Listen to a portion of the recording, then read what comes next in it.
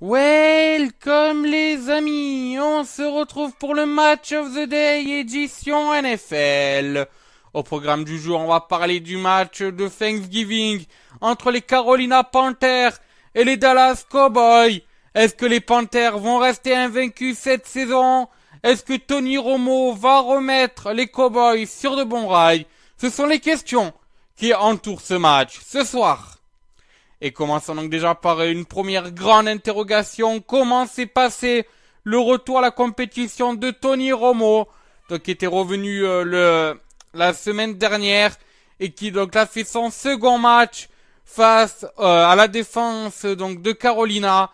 Est-ce qu'il va arriver à s'en sortir? Eh bien la réponse est malheureusement non. Ce dernier a fait un match presque catastrophe. Seulement 11 passes de complétées sur 21 tentées, donc ça fait du 52% en ratio.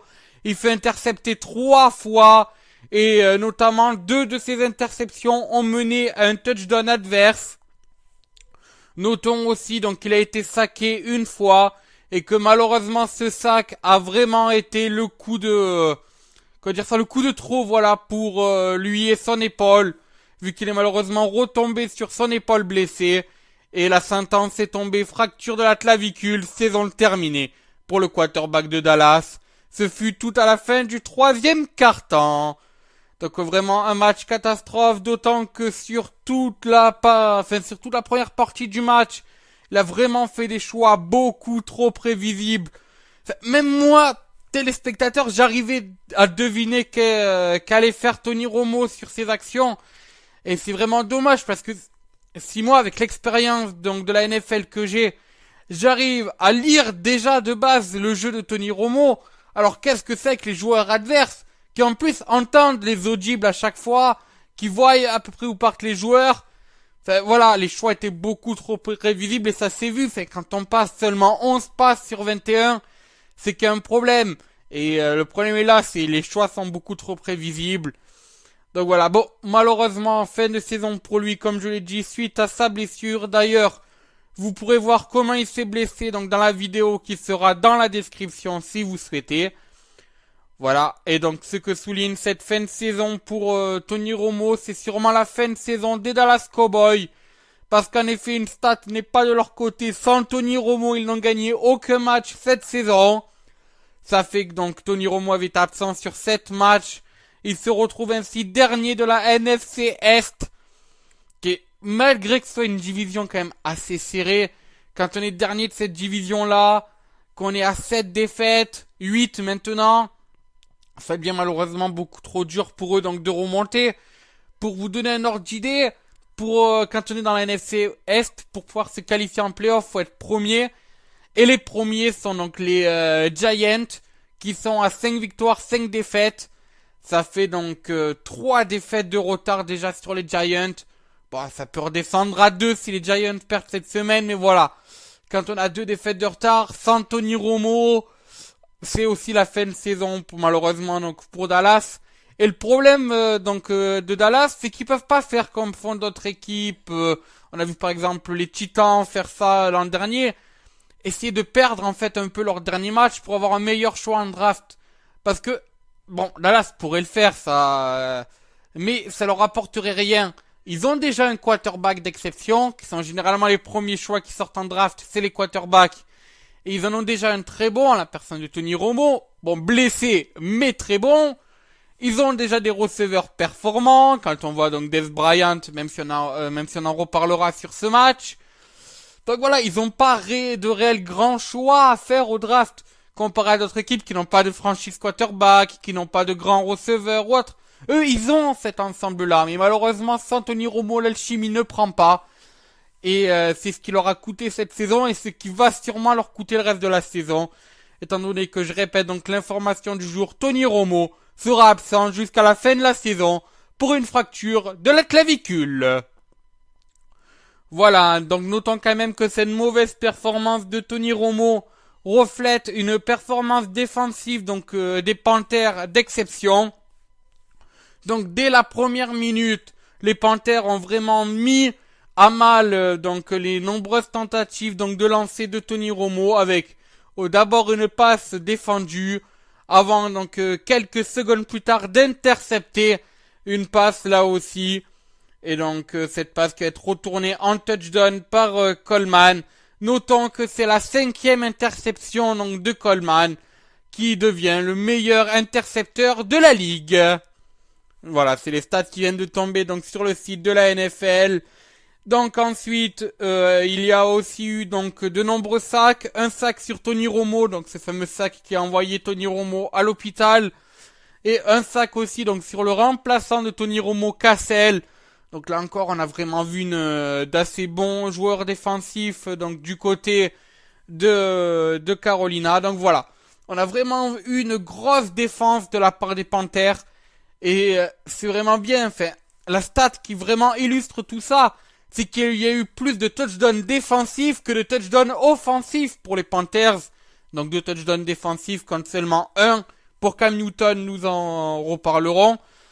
Donc voilà, on a vraiment eu une grande attaque de Carolina, et une grande défense, excusez-moi, de Carolina, à l'inverse donc de leur attaque qui était un peu décevante.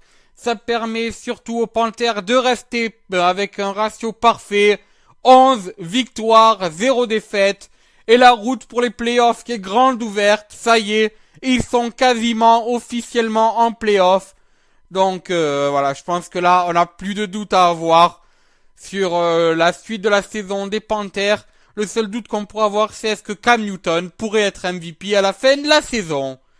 Et justement, on va en parler. Est-ce que sur ce match, Cam Newton mérite d'être MVP, mérite d'être le meilleur joueur de cette saison? Malheureusement, non.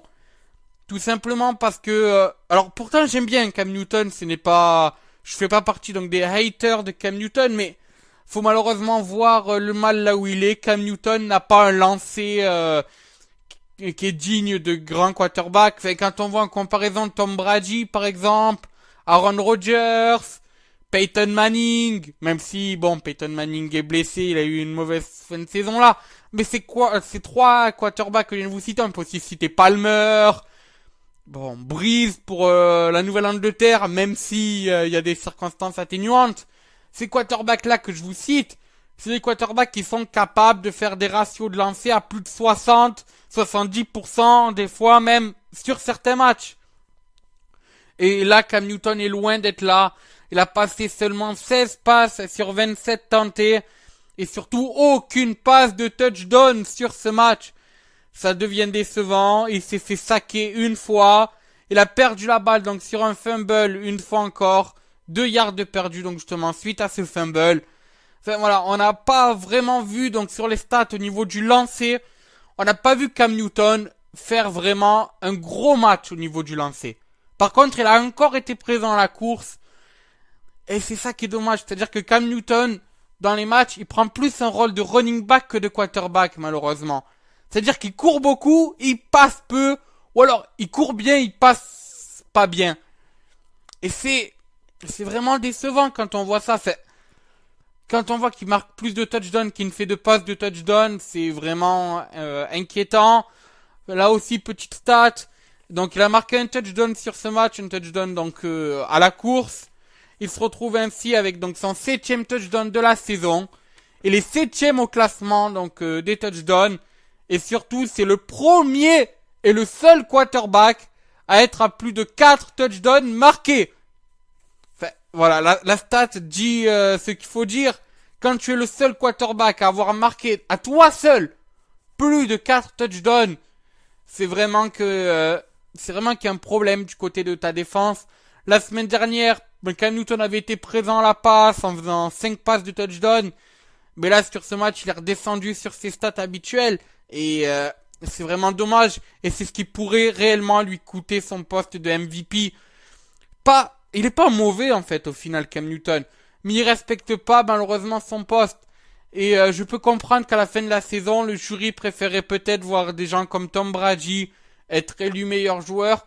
Tout simplement parce que Tom Brady aura su faire cette part des choses entre les lancers et marquer des touchdowns à la course. Chose que ne réussit pas en fait à faire Cam Newton. C'est dommage parce que Cam Newton est vraiment talentueux. Il mériterait d'être meilleur joueur. Mais on peut comprendre que malheureusement le jury, surtout quand tu fais des matchs comme ça, ne votera pas pour lui à la fin de la saison. Bien, passons maintenant à un top et un flop donc de cette journée. Rappelons quand même le score, je ne sais pas si je l'ai dit. Donc c'est une victoire des Panthers, 33-14. Voilà, donc au niveau des tops, ben bien sûr top donc de la défense donc de Carolina, excusez-moi, qui a donc été implacable. Enfin, je vous l'ai dit, 3 interceptions, dont 2 ayant amené un touchdown, 2 sacs. Enfin, voilà, ils ont été présents, ils ont su lire le jeu prévisible de Tony Romo, ils ont su lire le jeu de Cassel. Ils ont permis en fait de pas concéder plus de 200 yards à la passe, vu qu'ils en ont concédé 199. Et enfin voilà, ils ont vraiment été bons, ils ont vraiment été une très très bonne défense.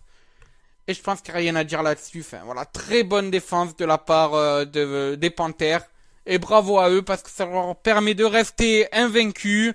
Ça leur permet de se qualifier quasiment en playoff officiellement. Enfin voilà, il reste plus rien. C'est bon, ils sont quasiment en fait aux portes de la finale de division s'ils continuent comme ça. Et voilà, ils peuvent même aller jouer un Super Bowl avec une défense comme ça. Donc voilà, faut vraiment continuer. Ils sont franchement, s'ils continuent comme ça, ils peuvent aller très loin cette saison. Donc voilà, très très belle défense de la part des Panthers. Ensuite, donc le deuxième flop est un peu humoristique. Rappelez-vous de la phrase de Cam Newton la semaine dernière. Si vous voulez pas me voir danser dans la end zone, empêchez-moi d'y rentrer. Eh ben, ceci a été écouté par les Cowboys, mais malheureusement pas respecté, vu que Cam Newton est rentré dans la end zone et les a en plus charriés avec une petite danse. Enfin, voilà, je vous laisse profiter des images. C'est tout bonnement énorme, voilà. Très belle nouvelle danse de la part de Cam Newton. Je vous laisse en profiter. For another touchdown. The first offensive touchdown of this game. Well, the Cowboys said it many times, they'll say it one more time. They were hoping. Enfin, le dernier donc top de ce match, ça serait les tenues des deux équipes. Comme vous l'avez sûrement remarqué, donc ces derniers temps, la NFL a décidé de lancer une petite mode. La mode des tenues unies pour les matchs du jeudi, c'est-à-dire les tenues d'une seule et même couleur. Ça avait pas du tout marché pour le match il y a 2 semaines. Certains se rappellent peut-être de mon petit coup de gueule contre la tenue des Jets et des Bills. L'expérience avait été recommencée la semaine d'après entre les Titans et les Jaguars. Cette fois, les personnes daltoniennes ont pu séparer qui était qui, mais les tenues étaient ridicules.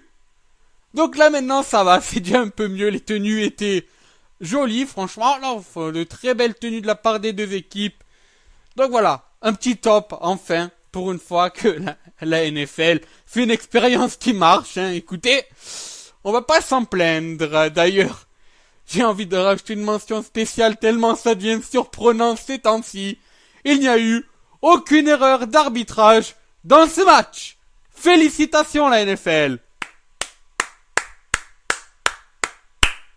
Voilà. D'ailleurs, j'espère que vous avez aussi applaudi chez vous. Non, ça devient tellement rare en ce moment. Oh, faut en profiter. Voilà, passons maintenant au flop de cette journée. Et commençons donc avec un flop. J'en ai parlé en début d'émission. Tony Romo. Très mauvais retour pour lui. Ça faisait à peine 1 semaine qu'il était revenu d'une blessure à l'épaule. Eh ben, c'est reparti. Direction l'hôpital de Dallas. Cette fois, fracture de la clavicule. Saison terminée. Statistique pitoyable. Enfin, je pense que voilà, journée à oublier pour Tony Romo. Même saison complète à oublier pour Tony Romo. Bon rétablissement à toi quand même. Et on espère te retrouver l'an prochain dans de meilleures conditions. Le deuxième flop est un peu lié à l'absence de Tony Romo. Il s'agit du receveur star de Dallas, Dez Bryant, excusez-moi. On sait que ce receveur s'était aussi blessé. C'était lors de la 2e semaine, si je me trompe pas, à la cheville, en même temps que Tony Romo. Et donc, il était revenu 6 semaines plus tard, en week 8, lorsque le Dallas affrontait les Seahawks. Et malheureusement, on peut pas dire que son retour se passe bien. Il ne tourne pas à plus de 5 réceptions depuis le début, depuis son retour. Et surtout là, sur ce match, il fait sa deuxième pire statistique depuis le début de la saison. Seulement 2 et uniquement 2 réceptions. À titre indicatif, la dernière fois qu'elle avait fait 2 réceptions, c'était justement la semaine de son retour contre les Seahawks en semaine 8. Donc voilà, vraiment là aussi saison oubliée pour Dez Bryant, qui est loin du Dez Bryant que l'on connaît. Et je sais même pas s'il pourra avoir sa chance dans le top 100 des meilleurs joueurs de NFL cette saison. Donc voilà, j'espère vraiment qu'il va retrouver son niveau assez vite, notre ami Dez Bryant. Et enfin, terminons par le dernier flop de ce match. C'est vraiment... Alors, ce flop n'a pas eu une grande incidence non plus par rapport au score qu'il y avait déjà à ce moment-là. Mais c'est vraiment... Ça a quand même coûté 4 points, non, excusez-moi, vu que derrière ça a été transformé au Dallas. C'est le petit geste défensif donc de Byron Jones. Byron Jones a essayé de sauter le centre lors de la tentative de field goal du kicker des Panthers. Malheureusement, ce dernier n'est pas resté sur ses 2 pieds et a même trébuché en avant sans céder donc des mains pour se rattraper. Il ne s'est pas blessé, mais les officiels n'ont pas apprécié ce geste. Donc le flag a été sorti. Ça veut dire pénalité, Faviat, penalty, first down pour les Panthers. C'est-à-dire 4 tentatives de plus. Et il en a fallu que 2 tentatives pour permettre à Cam Newton d'amener au touchdown. Une première passe histoire de se rapprocher à 4 yards de la ligne. Et après la deuxième tentative, voilà, il prend le ballon, course. Il rentre dans la end zone. Et la fameuse danse que l'on a vue. Donc voilà. Ce qu'a fait Byron Jones est vraiment bête. C'est-à-dire que là où ils auraient pu seulement avoir 3 points sur field goal, ils s'en ont pris 7. Donc c'est-à-dire un touchdown plus une transformation. Parce que Byron Jones a essayé de sauter le centre pour réceptionner la balle. Et que ce dernier ne s'est ni aidé des mains, ni resté sur ses 2 pieds. Geste bien sûr dangereux parce que en plus d'avoir pu faire mal, il aurait encore plus pu faire mal au centre qu'elle a essayé de sauter de manière acrobatique, mais surtout aux autres joueurs. Donc voilà, geste complètement bête, geste insensé en fait de la part de Byron Jones. Et c'est dommage parce que voilà, les Cowboys ne méritaient pas de prendre leur seul touchdown offensif sur une erreur aussi bête. Donc voilà, c'est dommage. Passons maintenant aux résultats des autres matchs de Thanksgiving. On a commencé avec les Lions qui ont géré leur sujet, victoire 45-14 face aux Eagles de Philadelphie qui ont littéralement pris l'eau. Ensuite les Bears se sont imposés 17-13 au Lambeau Field contre les Green Bay Packers.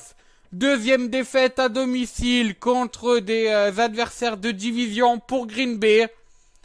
Mais surtout, c'est la deuxième défaite contre des équipes qui à première vue ne joueront pas les playoffs à la fin de la saison. Les Packers se retrouvent deuxième de la NFC Nord avec 7 victoires grâce à leur début de saison, mais surtout 4 défaites. Ils sont encore en wildcard, mais ils doivent vraiment faire attention parce que parmi ceux qui pourront leur chipper la wildcard dans la fin de la saison, il y a 2 places en NFC pour la wildcard, on a les Atlanta Falcons qui ont un match de retard et sont à 6-4. C'est-à-dire que si les Falcons gagnent ce match, ils reviennent au niveau de Green Bay. Et surtout Seattle qui a 5 victoires, 5 défaites. Ça paraît encore loin, ça paraît 2 défaites de retard. Mais Seattle aussi a un match de retard étant donné que Seattle joue dimanche. Et pourrait revenir à 6-5 et ainsi être à une victoire seulement de Green Bay. Sachant qu'il reste encore 5 journées, ça peut faire mal.